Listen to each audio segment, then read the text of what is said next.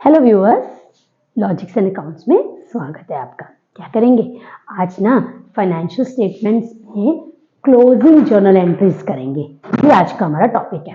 ठीक है, closing entries करने के लिए सबसे पहले हम लोग क्वेश्चन की हेल्प लेंगे और क्वेश्चन आपके पास लिंक है डिस्क्रिप्शन में, वहां से आप देख सकते हैं।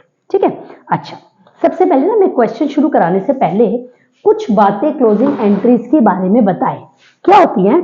नंबर 1, हमें क्लोज करना किसको है? Close nominal account. जो नॉमिनल अकाउंट होते हैं ना, उन्हीं को क्लोज किया जाता है। यानी कि आपको नॉमिनल अकाउंट पता होने चाहिए। नॉमिनल अकाउंट कौन से होते हैं? नॉमिनल अकाउंट होते हैं एक्सपेंसेस, लॉसेस, गेन्स, इनकम्स, इनके। ठीक है, अच्छा क्लोजिंग का कॉन्सेप्ट क्या है? अब ये भी बात समझे। मैंने कहा नॉमिनल अकाउंट को क्लोज करने हैं। नॉमिनल अकाउंट जैसा कि मैंने कहा एक्सपेंसेस, लॉसेस, गेन्स, इनकम्स, इनके होते हैं नॉमिनल अकाउंट्स। ठीक है, number 1।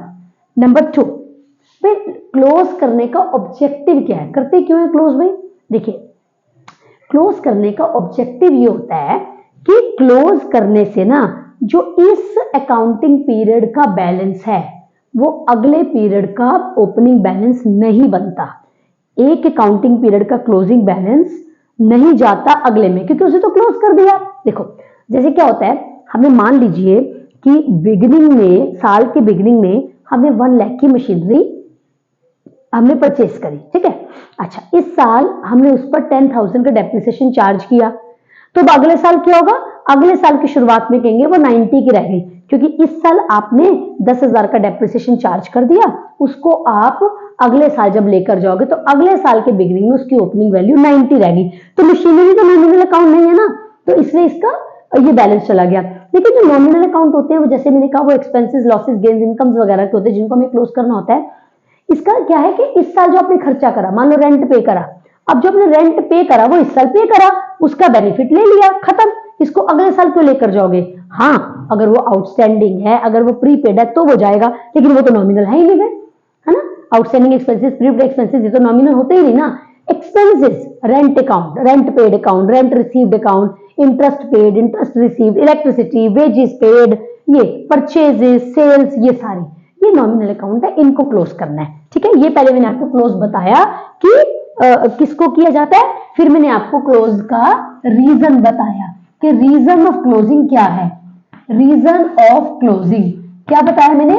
Net no balance, no opening balance in next accounting period. अगले अकाउंटिंग पीरियड में फिर उसका कोई बैलेंस नहीं जाता, इसलिए इसको क्लोज कर दिया जाता है, क्योंकि एक्सपेंसेस, लॉसेस वगैरह के आपको अगले अकाउंटिंग पीरियड में बेनिफिट लेकर ही नहीं जाने हैं बैलेंसेस। ठीक है, दूसरा। अच्छा, अब तीसरी बताते करना कैसे है। हाँ, कैसे, हाउ टू क्लोज। तो देखो भाई, हाउ टू क्लोज, क्लोज करने का बहुत सिंपल सा एक तरीका पता है क्या है? क्लोज करने का तरीका ये है कि जो भी आप पहले करते हो, पहले से मेरा क्या मतलब, फॉर एग्जाम्पल हमें पता है एक्सपेंसेस, मैं एग्जाम्पल के इसको फॉर्म में बताती हूँ। एक्सपेंसेस अगर मैं लूं तो हमें पता है कि एक्सपेंसेस को रूल्स के हिसाब से डेबिट करा जाता है? और अगर अब आपने क्लोज करना है, अगर आपने क्लोज करना है तो अब उसको क्रेडिट कर दो, मतलब ऑपोजिट साइड में लिख दो। जो चीज पहले जहां लिखी हुई है ना, उसके ऑपोजिट साइड में लिख दो। और बताती हूं, जैसे कि आ जाओ इनकम्स। ठीक है, इनकम्स, इनकम्स क्रेडिट होती हैं। ठीक है, पर अगर मुझे क्लोज करना है तो उसको डेबिट कर दो। ठीक है ना। अच्छा, सेल्स, सेल्स क्रेडिट होती है, क्लोज करना है डेबिट कर दो। हाँ ठीक है, ये मैंने बता दिया कि साइड में लेकर जाना है क्लोज करने के लिए। अच्छा, जैसा कि मैंने कहा कि नॉमिनल अकाउंट को क्लोज किया जाता है, एक अकाउंट और भी होता है जिसको क्लोज करना पड़ता है। नॉमिनल को तो करना ही करना है, नॉमिनल को तो करना ही करना है, एक और है जिसको आप क्लोज कर देते हो व्यूअर्स, पता है वो कौन सा है? वो है ड्रॉइंग्स अकाउंट। जो ओनर का, जो ओनर ने विड्रॉ करे हुए हैं पैसे, वो, क्योंकि देखो कारण क्या है, मान लीजिए उसने साल के शुरू में कैपिटल दी ओनर ने बिजनेस को 5 लाख रुपए की। इस 5 लाख में से उसने ना 30,000 रुपए विड्रॉ कर लिए, तो अब ईयर एंड में उसकी कैपिटल कितनी रह गई? 4,70,000 रह गई। तो जब हमने विड्रॉ करा था ओनर ने, तब हमने ड्रॉइंग्स अकाउंट को डेबिट करा था। तो अब ये तो इस साल विड्रॉ हो गया, बस कैपिटल खत्म करनी, अब कैपिटल कम करनी है ना, तो ड्रॉइंग्स को क्लोज कर देंगे और कैपिटल में से माइनस हो जाएगा। मेरा कहने का मतलब है ड्रॉइंग्स अकाउंट भी क्लोज होता है, सारे नॉमिनल होते हैं और पर्सनल अकाउंट में से एक अकाउंट क्लोज होता है, वो है ड्रॉइंग्स। ठीक है, तो ये मैंने कुछ खास बातें बताई आपको कि क्लोज कैसे करना है, नॉमिनल अकाउंट को क्लोज करना है, साथ में ड्रॉइंग्स को क्लोज करना है। क्लोज करने का कारण क्या है, ताकि अगले अकाउंटिंग पीरियड में कोई बैलेंस ना बचे। तीसरा मैंने क्या क्या कैसे क्लोज करना है भाई, मैंने कहा जो पहले करा है उसको ऑपोजिट साइड में लिख दो, ठीक है ना, ये बात होगी। आइए अब हम एक क्वेश्चन लेते हैं जिसमें हम नॉमिनल अकाउंट्स को करेंगे क्लोज। अच्छा, ये जानने के लिए ना प्लीज आपको trading account, profit and loss account, ये सारे बातें पता होनी चाहिए। क्यों? क्योंकि उसी से ही पता चलेगा कि कौन सी चीजें ट्रेडिंग में जाएंगी, कौन सी P&L में जाएंगी। ठीक है, इसके अलावा सेल्स कहाँ लिखा जाता है, ट्रेडिंग अकाउंट के क्रेडिट साइड में, उसमें से सेल्स रिटर्न माइनस करते हैं, ऐसी परचेजेस में से परचेजेस रिटर्न माइनस करते हैं। ये सब जो माइनस की बात है, बेसिकली उस रिटर्न अकाउंट को क्लोज कर दिया, तो ये बातें आपको पता होनी चाहिए। ठीक है, तो मैं जो क्वेश्चन ले रही हूँ ना, ये क्वेश्चन का लिंक आपके पास है और इस क्वेश्चन को हमने trading and profit and loss account and balance sheet भी इसका बना रखा है अपने एक वीडियो में। अगर आपने वो नहीं देखा ना तो एक बार देख लीजिए, आपको अच्छे से और समझ आ जाएगा। अब हम इस क्वेश्चन को, इसी क्वेश्चन को ले रहे हैं और हम ले रहे हैं क्लोज करने के पॉइंट ऑफ व्यू से। ठीक है, तो चलिए आइए करते हैं। तो अब हम इस क्वेश्चन को क्लोज करेंगे, मतलब इस क्वेश्चन में जो नॉमिनल अकाउंट्स हैं उनको क्लोज करेंगे। ठीक है, चलो सबसे पहले एक बार वो क्वेश्चन फटाफट देखो। ट्रायल बैलेंस गिवन है हमें और ईयर एंड में हमें एडिशनल इन्फॉर्मेशन में कहा हुआ है कि 31 मार्च 2022 को क्लोजिंग स्टॉक इतने का था, ये है। ठीक है, अच्छा आपको पता है ना ट्रेडिंग अकाउंट में क्या क्या आता है, ओपनिंग स्टॉक आता है, परचेजेस आती हैं, डायरेक्ट एक्सपेंसेस आते हैं, क्रेडिट साइड में सेल्स आता है, सेल्स में से सेल्स रिटर्न माइनस होता है, क्लोजिंग स्टॉक आता है, फिर ग्रॉस प्रॉफिट निकलता है। ये बातें सारी हमने ट्रेडिंग एंड P&L के फॉर्मेट में भी बता रखी हैं, क्वेश्चन भी करके दिखाया है। यदि आपने नहीं देखा दोस्तों तो पहले एक बार उसको देख लीजिए, आसानी हो जाएगी आपको समझना। ठीक है, चलो सबसे पहले मैं क्या करूंगी, मैं परचेजेस रिटर्न, सेल्स रिटर्न, इनको क्लोज कर लेते हैं हम। सबसे पहले क्वेश्चन में देखते हैं कि क्या ये हैं। देखो भाई, ये जो है 1 2 3 4 5 6, 6वें नंबर पर, 6th नंबर पे रिटर्न्स गिवन है, डेबिट में 5000 और क्रेडिट में गिवन है 4000। याद रखना, जो क्रेडिट में गिवन होता है वो होता है परचेजेस रिटर्न और जो डेबिट में गिवन होता है वो होता है सेल्स रिटर्न। ठीक है, तो हम सबसे पहले परचेजेस रिटर्न अकाउंट को क्लोज करते हैं। तो क्लोज कर देते हैं, परचेजेस रिटर्न को क्या करते हैं, परचेजेस रिटर्न को क्रेडिट करते हैं। अब क्लोज करने के लिए डेबिट कर लो, तो क्या एंट्री बन गई, purchases return account debit, purchases return account debit to purchases. आप कहोगे भी परचेजेस मैंने क्यों क्रेडिट करा, पहले परचेजेस रिटर्न क्यों डेबिट करा, क्योंकि यूजुअली परचेजेस रिटर्न क्रेडिट होता है। क्लोज करना है तो ऑपोजिट साइड में लिखो, जैसा कि मैंने बताया, तो डेबिट कर दिया। और परचेजेस में से क्यों करा, परचेजेस क्रेडिट क्यों करा, क्योंकि हमें पता है ट्रेडिंग अकाउंट में परचेजेस में से परचेजेस रिटर्न माइनस होते हैं। तो ये कितने गिवन है purchases return, purchases return given है 4000। ठीक है, ये हो गया। ठीक, अच्छा अब ओपनिंग स्टॉक को भी क्लोज कर दो। ओपनिंग स्टॉक एसेट थी पिछले साल की, तब डेबिट था, अब क्लोज करने के लिए क्रेडिट, तो चलो भाई क्रेडिट कर दो उसको। किस अकाउंट में ले जाकर, ट्रेडिंग अकाउंट में ले जाकर, क्योंकि ओपनिंग स्टॉक ट्रेडिंग अकाउंट में आता है। Trading account debit to opening stock. Opening stock question में आप नोट करो, नीचे से जो है दे रखा है 1 2 3 4 5 6 7 8, 8वें नंबर पे नीचे से दे रखा है 50,000। इस एंट्री का क्या इफेक्ट हुआ, इस एंट्री का इफेक्ट हो गया कि ओपनिंग स्टॉक अकाउंट हमारा क्लोज हो गया। ठीक है, चल आगे। अब परचेजेस को क्लोज कर लेते हैं। परचेजेस क्वेश्चन में देखो 2,15,000 की दे रखी है और हमने 4,000 तो परचेजेस रिटर्न माइनस कर लिया, यानी परचेजेस रिटर्न को क्लोज कर लिया। अब परचेजेस कितने की रह गई, 2,11,000 की। अब परचेजेस को क्लोज करो, क्या बताया हमने, रूल क्या है भाई, परचेजेस डेबिट होता है, तो क्लोज करने के लिए क्रेडिट, जो पहले किया है उसको रिवर्स कर दो, वो अकाउंट क्लोज हो जाएगा। तो एंट्री बन गई trading account debit, trading account debit to to purchases account. 2,15,000 दे रखा है, लेकिन उसमें से 4,000 रुपए तो हमने निकाल दिए परचेजेज रिटर्न के, है ना। देखो परचेजेज रिटर्न को जब क्लोज करा था तो कितना रह गया, 2,11,000। इसका पूरा फाइनेंशियल स्टेटमेंट का क्वेश्चन हमने करके दिखाया हुआ है अपने एक वीडियो में, देख लीजिए यदि अगर नहीं देखा अभी तक तो। ठीक है, चलो अब करते हैं सेल्स रिटर्न को क्लोज। भाई सेल्स रिटर्न चेक करें, सेल्स रिटर्न क्वेश्चन में कितना है, देखो डेबिट में दे रखा है रिटर्न्स ना, देखो डेबिट में भी गिवन है, क्रेडिट में भी गिवन है। ठीक है ना, तो डेबिट वाले सेल्स रिटर्न है, क्रेडिट वाले परचेजेस रिटर्न है। तो सेल्स रिटर्न 5,000 के हैं, सेल्स कितने की है भाई, देखें सेल्स है 4,75,000, 4,75,000 की। ठीक है, 5,000 के रिटर्न कर दूं मैं माइनस उसमें से, तो सेल्स रिटर्न क्या होता है, डेबिट होता है। क्लोज होने के लिए क्या हो गया, क्रेडिट हो गया। क्या एंट्री बन गई, sales account debit to sales return account. ठीक है, 5,000। अब इस एंट्री का क्या इफेक्ट हुआ, इस एंट्री का इफेक्ट हुआ कि हमारा सेल्स रिटर्न अकाउंट क्लोज हो गया। ठीक है, मैं बीच बीच में लाइनें ड्रॉ कर देती हूँ ताकि आपको क्लियर हो जाए, हर एंट्री एक दूसरे से अलग है। चलो अब क्या करो, अब सेल्स अकाउंट को भी क्लोज कर लो। सेल्स क्या होती है, क्रेडिट होती है नॉर्मली, क्लोज करने के लिए डेबिट। क्या एंट्री बन गई, sales account debit to trading account. अच्छा मेरा ख्याल है, पहले मैं अमाउंट बता दूं फिर मैं एक आपको बात बताती हूँ। सेल्स जो है ना 4,75,000 की है, जिसमें से 5,000 रुपए हमने माइनस करे हैं सेल्स रिटर्न के, उसको क्लोज करने के लिए। तो अब सेल्स कितने की रह गई, 4,70,000। ठीक है ना। हाँ मैं ये कहना चाहती हूँ कि हो सकता है आपके दिमाग में क्वेश्चन आ रहा हो कि क्या हम इस एंट्री को इकट्ठा नहीं कर सकते, 4th और 5th को, जैसे कि sales account debit to sales return account to trading account. हाँ कर सकते हो, कोई प्रॉब्लम नहीं है। जैसे जैसे प्रैक्टिस होती जाएगी आप एंट्रीज को कंबाइन करके कंपाउंड एंट्रीज बना सकते हो, there should not be any problem.